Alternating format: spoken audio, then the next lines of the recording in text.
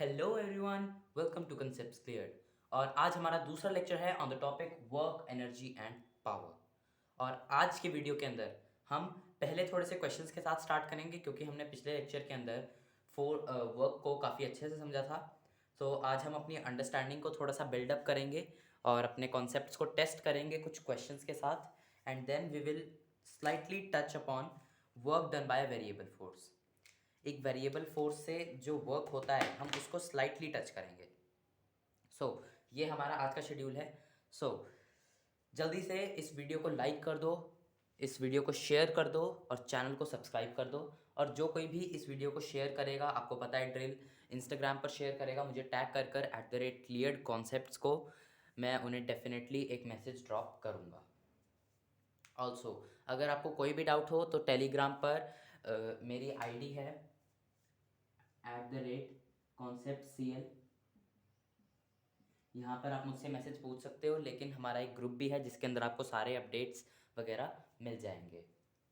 Also हमने description के अंदर एक फीडबैक फॉर्म ऐड करा है, जहाँ पर आप जाके हमें फीडबैक दे सकते हो कि आपको वीडियो कैसा लगा और आपको हमें क्या क्या इंप्रूवमेंट्स करनी चाहिए। Let's get back to a lecture. आज का जो हमारा टॉपिक है, पहले तो हम थोड़े से क्वेश्चंस करते हैं। और क्वेश्चंस करने से पहले मेरे पास एक डाउट आया था एक बच्चे का। जब हमने अपने पिछले लेक्चर के अंदर वर्क को डिराइव करा था, यहाँ पर एक इंक्लाइंड प्लेन पर जब हमने वर्क को डिराइव करा था, यहाँ पर mg लग रहा है, यहाँ पर ऑब्जेक्ट a है, वो यहाँ से यहाँ पर आ जाता है, यहाँ पे डिस्प्लेसमेंट s हुई है, और ये ट्रायंगल था हमारा ACD। एक बच्चे का डाउट आ रहा था कि जब मैंने इसे डिराइव करा था तो मैंने कहा था mg इंटू ए सी, और मैंने कहा था ए सी डिस्प्लेसमेंट है। तो ए सी डिस्प्लेसमेंट कैसे है? इस बात को समझो, इस बात को समझो। उस बच्चे को ये डाउट आ रहा था कि यहाँ पर डिस्प्लेसमेंट तो ए बी है, मैंने ए सी कैसे ले लिया? वर्क क्या होता है? F S. अभी आप एफ एस कॉस थीटा वाली जो हमने इक्वेशन निकाली थी उसे भूल जाओ, क्योंकि अभी हम उसे ही ड्राइव कर रहे हैं। अभी हमें ये बच्चों वाली इक्वेशन पता है, एफ एस। ठीक है, अभी हम एफ एस कॉस थीटा को डिराइव कर रहे हैं, तो अभी एफ एस कॉस थीटा को भूल जाओ। और इन दोनों के बीच में थीटा एंगल है। Okay, theta angle. Now work is equal to F S हमें पता है, बट जब हम ये इक्वेशन यूज करते हैं, ये बात ध्यान रखो, ये बात हमेशा अपने दिमाग में बिठा लो कि जब भी हम work is equal to F S use करते हैं, we have to ensure that the angle between F and S is 0 degree. मतलब एफ और एस एक दूसरे के पैरेलल होने चाहिए। We have to ensure this because work is equal to F S हमारा एक स्पेशल केस है। और वो स्पेशल केस कब होता है? जब हमारा एफ पैरेलल एस होता है। जब हमारा फोर्स हमारे डिस्प्लेसमेंट के पैरेलल होगा, तभी हम ये चीज यूज कर सकते हैं। यहां पर डिस्प्लेसमेंट ए बी हुआ है, यहां पर ऑब्जेक्ट यहां से यहां पर आया है। ओके, ऑब्जेक्ट यहां से यहां पर आया है, मतलब हम ऐसे एक पैरेलल लाइन ड्रॉ कर सकते हैं, क्योंकि पैरेलल लाइंस फिजिक्स के अंदर इक्वल होती हैं। और जो हमारा फोर्स है वो इस डायरेक्शन में लग रहा है, मतलब फोर्स की डायरेक्शन में ये A है, ये C पॉइंट है, ये वाला पॉइंट, और ये वाला पॉइंट B है। मतलब कि जो हमारी फोर्स है mg, यहां पर वेट लग रहा है ना, सिर्फ ग्रेविटी वर्क कर रही है। जो हमारी फोर्स है उसकी डायरेक्शन में डिस्प्लेसमेंट कितनी हुई है? AC। उसकी डायरेक्शन में जो हमारी फोर्स है, जब हम ये वाली इक्वेशन यूज करते हैं एफ एस, तो हम ये देखते हैं कि हमारी फोर्स की डायरेक्शन में कितनी डिस्प्लेसमेंट हुई है। हमारी फोर्स की डायरेक्शन में फोर्स हमारी mg है, या अभी हम F ही ले लेते हैं, और AC। और हमारा जो डिस्प्लेसमेंट है वो AB है। अब समझ में आया? समझ में आ रही बात? मैंने वहां पर कहा था कि AC को डिस्प्लेसमेंट मानो। क्यों मानो? क्योंकि AC displacement in direction of force है और AB एक्चुअल डिस्प्लेसमेंट है। ओके, जो हमारी AC है वो displacement in direction of force की, मतलब फोर्स की डायरेक्शन में कितनी डिस्प्लेसमेंट हुई है, और AB हमारी एक्चुअल डिस्प्लेसमेंट है। अब AC को हम AB की फॉर्म में लिख सकते हैं, बिल्कुल लिख सकते हैं। यहाँ पर हमें दिख रहा है कि एंगल थीटा है, इसको ऐसे ज्वाइन कर दो, मिल गया हमें हमारा, ठीक है। mg/s, AC को हम लिख सकते हैं। यहाँ पे हमारे पास क्या आएगा, हमारे पास एक राइट एंगल ट्राइंगल आ चुका है, इसके अंदर हम क्या लिख सकते हैं, AC/AB is equal to cos theta, AC is equal to AB cos theta. आ गया, AC की वैल्यू यहाँ पर रिप्लेस करो, work is equal to F into AB cos theta. AB हमारा क्या है, AB हमारा S है, इसका मतलब work is equal to FS cos theta. समझ आई है बच्चों बात, कि जब भी हम ये इक्वेशन यूज करेंगे work is equal to FS, तब हमें ये चीज ध्यान में रखनी है, और ये हमें एक क्राइटेरिया बना लेना है कि जब तक हमारी फोर्स पैरेलल डिस्प्लेसमेंट नहीं होगी तब तक हम ये चीज यूज नहीं करेंगे, ठीक है। मतलब फोर्स और डिस्प्लेसमेंट के बीच में एंगल 0 डिग्री होना चाहिए।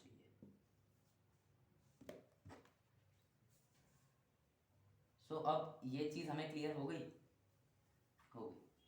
तो अब हमने एक और टॉपिक छोड़ दिया था इसके अंदर, that is unit of work. Unit of work हमने छोड़ दिया था, वो कर लेते हैं। सो वर्क, सबसे बड़ी बात, काफ़ी बच्चे वर्क में कंफ्यूज होते हैं कि ये स्केलर है या वेक्टर है। काफ़ी ज़्यादा बच्चे इस चीज़ में कंफ्यूज होते हैं, क्योंकि वो कहते हैं फोर्स एक वेक्टर है, डिस्प्लेसमेंट एक वेक्टर है, तो वर्क को वेक्टर होना चाहिए, है ना। कॉमन सेंस यही कहती है, फोर्स वेक्टर है, डिस्प्लेसमेंट वेक्टर है, तो वर्क को वेक्टर होना चाहिए। बट ये चीज़ गलत है। क्यों? मैंने आपको पिछले लेक्चर में इसके पीछे का रीज़न बता दिया था। एक वेक्टर, नहीं ऐसे नहीं, अगर हम दो वेक्टर्स को मल्टीप्लाई कर रहे हैं और उसका रिजल्टेंट एक तीसरा वेक्टर आ रहा है, इसका मतलब यहां पर हम कर रहे हैं क्रॉस प्रोडक्ट। अगर हम दो वेक्टर्स को मल्टीप्लाई कर रहे हैं और उससे हम एक वेक्टर जनरेट कर रहे हैं, इसका मतलब हम एक क्रॉस प्रोडक्ट कर रहे हैं। बट यहां पर हम डॉट प्रोडक्ट करते हैं, मैंने बताया था पिछले लेक्चर के अंदर कि यहां पर हम डॉट प्रोडक्ट करते हैं, और जब भी हम किन्हीं भी दो वेक्टर्स को डॉट प्रोडक्ट करते हैं तो जो उनका रिजल्टेंट आता है ये स्केलर होगा, इसका रिजल्टेंट स्केलर होगा। सो यहां पर हम डॉट प्रोडक्ट करते हैं, वर्क को जब हम कैलकुलेट करते हैं, then we apply dot product, and dot product results in scalar quantity. इसका मतलब जो हमारा वर्क है, वर्क इज स्केलर। बहुत इंपॉर्टेंट चीज है। आधे से ज़्यादा बच्चे पूरी 9th की फिजिक्स कर लेते हैं, 9th के फाइनल एग्जाम दे देते हैं, तब तक उन्हें यही नहीं पता होता, 11th तक चले जाते हैं वो, और उन्हें यही नहीं पता होता कि जो वर्क है वो एक स्केलर क्वांटिटी है, वेक्टर नहीं है। बट आप लोगों ने ये गलती नहीं करनी। वर्क स्केलर है, क्यों है? क्योंकि यहाँ पर हमने डॉट प्रोडक्ट लिया है, यहाँ पर हमने मैग्नीट्यूड को, यहाँ पर हमने सिर्फ मैग्नीट्यूड को कंसिडर करा है, हमने डायरेक्शन को कंसिडर नहीं करा है। और डायरेक्शन की जगह जो हमारा एक कॉस थीटा आता है, ये उसकी कमी पूरी कर देता है। और इसी कॉस थीटा की वजह से अब आप लोगों के दिमाग में एक और क्वेश्चन आएगा कि ठीक है वर्क स्केलर है, हमने मान लिया, बट स्केलर तो जीरो या पॉजिटिव होने चाहिए। नहीं, काफ़ी बच्चों की ये अंडरस्टैंडिंग भी गलत होती है। स्केलर जीरो भी हो सकता है, पॉजिटिव भी हो सकता है, नेगेटिव भी हो सकता है यार। स्केलर को नेगेटिव होने में क्या मुश्किल है? आप कहोगे नेगेटिव तो डायरेक्शन डिनोट करता है, बिल्कुल सही बात है, नेगेटिव डायरेक्शन ही डिनोट करता है, और यहाँ पर भी वो डायरेक्शन डिनोट करता है। बट यहाँ पर क्या जो ये नेगेटिव है, ये इन दो की वजह से आ रहा है, ये क्या रिजल्टेंट की वजह से आ रहा है? क्या ये जो इसके जो एक कंपोनेंट्स हैं जो मल्टीप्लाई हो रहे हैं, इनकी वजह से थोड़ी ना आ रहा है हमारे नेगेटिव? क्योंकि यहाँ पर तो हम ने डायरेक्शन को हटा ही दिया।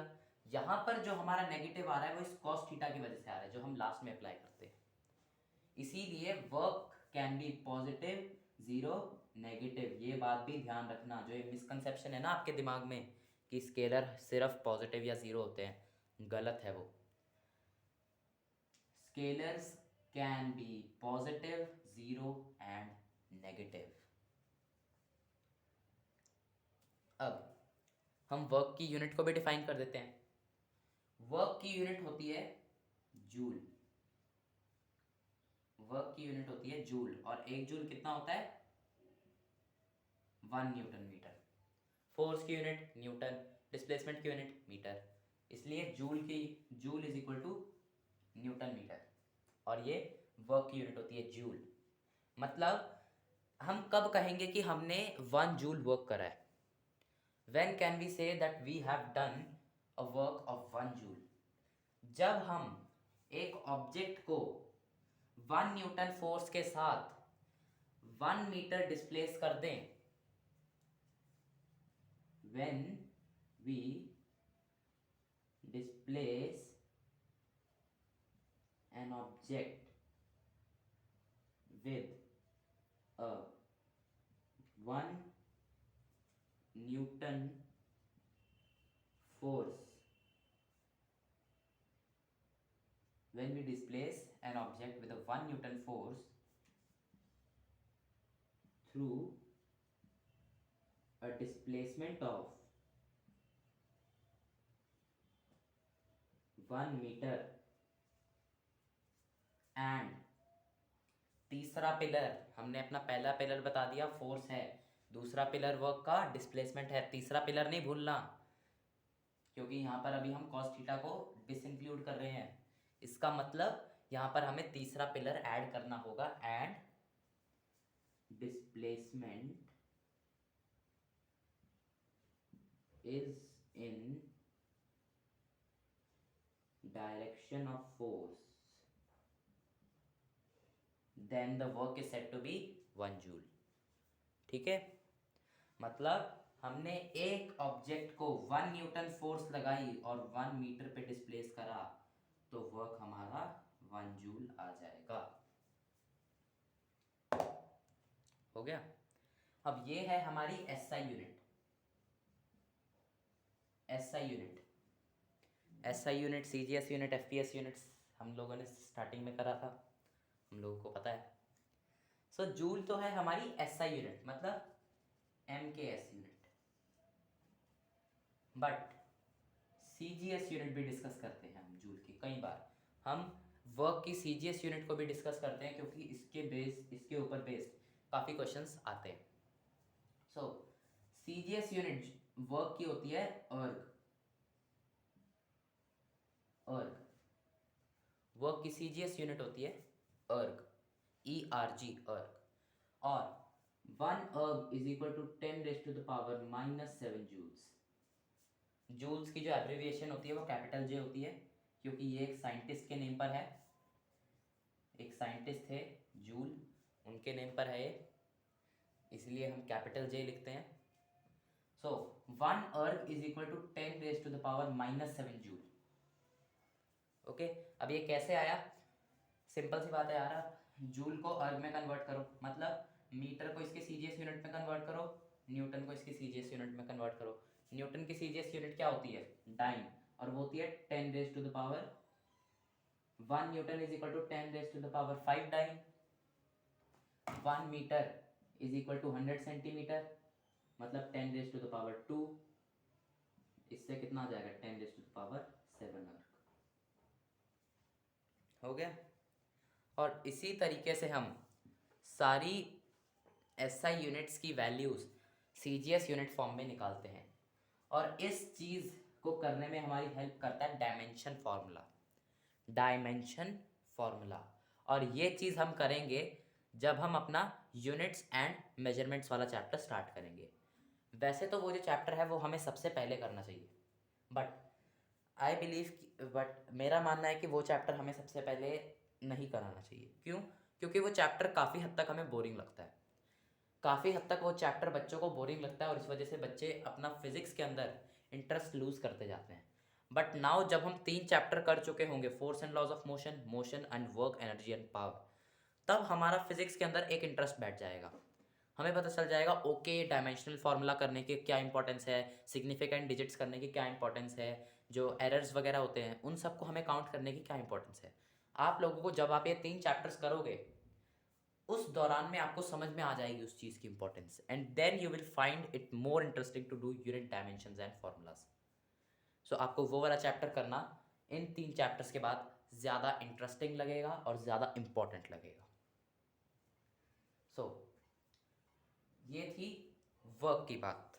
अब हमने वर्क की एक काफ़ी अच्छी अंडरस्टैंडिंग ले ली है, हमने वर्क की काफ़ी अच्छी अंडरस्टैंडिंग ले ली है। तो अब हम अपनी इस अंडरस्टैंडिंग को टेस्ट करते हैं, नेक्स्ट लेवल पर लेकर जाते हो, थोड़ी से क्वेश्चंस ट्राई करते हैं इस चीज़ के ऊपर। हम 3-4 क्वेश्चंस करेंगे, कुछ बेसिक होंगे और कुछ थोड़े से दिमाग घुमाओ।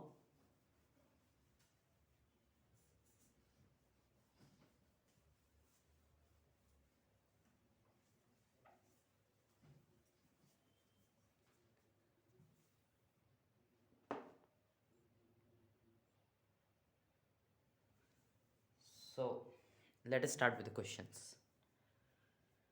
पहला क्वेश्चन करते हैं हम, दैट इज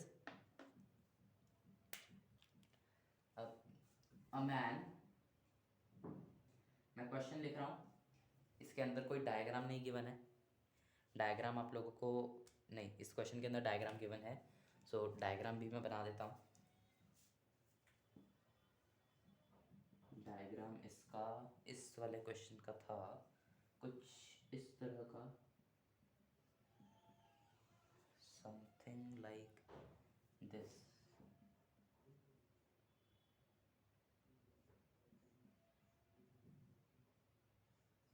सो अब आप लोगों को थोड़ा थोड़ा समझ में आ गया होगा कि क्वेश्चन क्या कहना चाह रहा है।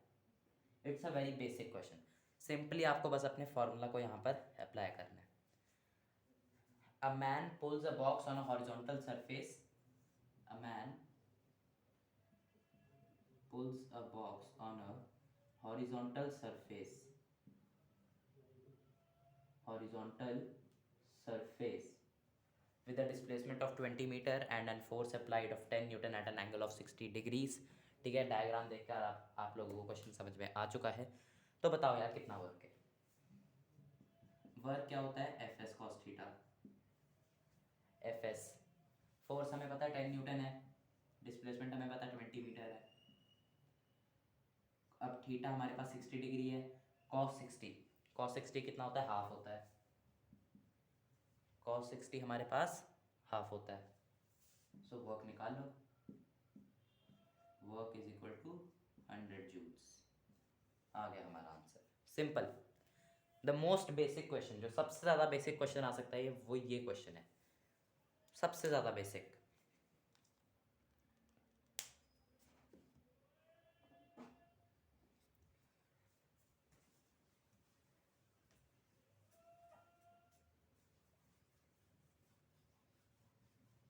Now let's move on to the next type of questions.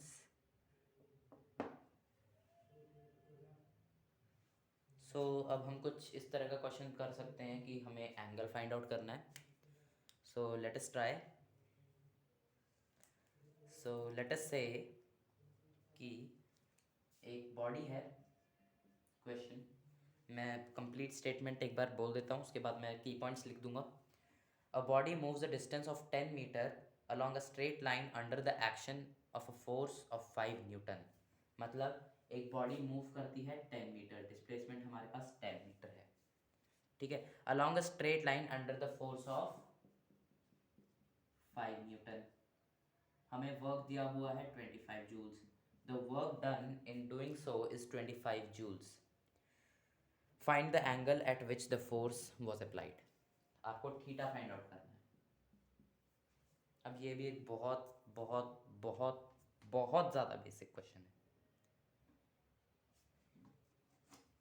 तो यहाँ पर हम क्या करेंगे, सिंपली हमें ये चीज़ पता है,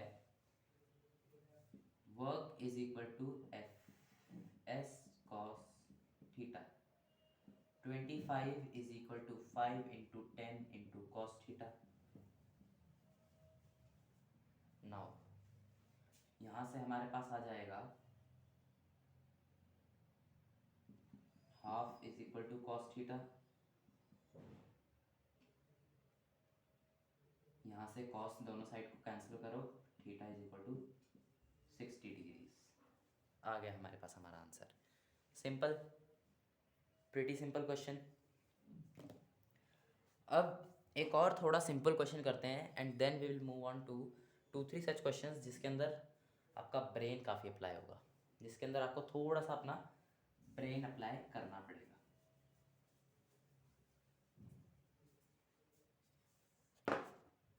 So, a block of mass 1 kg moves on a horizontal surface under the application of 10 Newton horizontal force। मतलब क्वेश्चन क्या कह रहा है, एक ब्लॉक है 1 kg का, ओके 1 kg का है और वो एक हॉरिजॉन्टल सरफेस के थ्रू मूव करता है जब हम एक 10 न्यूटन की फोर्स उस पर अप्लाई करते हैं। नाउ अब यहाँ पर हमें गिवन है कि जो फ्रिक्शन एक्ट कर रही है, अब यहाँ पर हमारी फ्रिक्शन यूज होगी, पहले बता रहा हूँ, the friction acting on the block is 2 newtons. The friction acting on the block is 2 newton. So अब यहाँ पर आपको 3-4 चीजें कैलकुलेट करनी है। 4, the first thing that you have to calculate is the work done by gravity। second thing work by, अगर हम इस फोर्स को कैपिटल F बोले, work by capital F, work by friction, and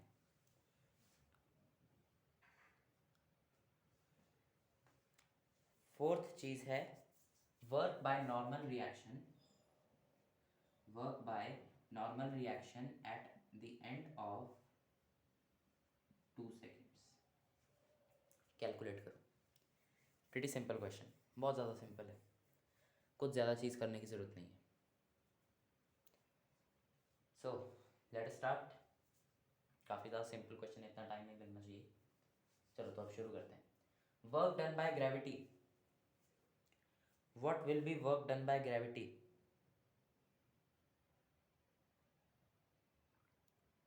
What will be the work done by gravity? Gravity.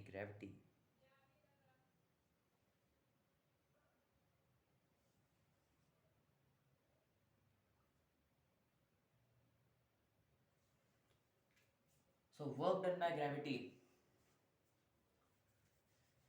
So जो हमारी displacement है वो इस डायरेक्शन में है, ग्रेविटी नीचे को वर्क कर रही है, एंगल 90 डिग्री है, मतलब ग्रेविटी 0 जूल वर्क कर रही है, ग्रेविटी काम चोर है, कुछ नहीं कर रही है।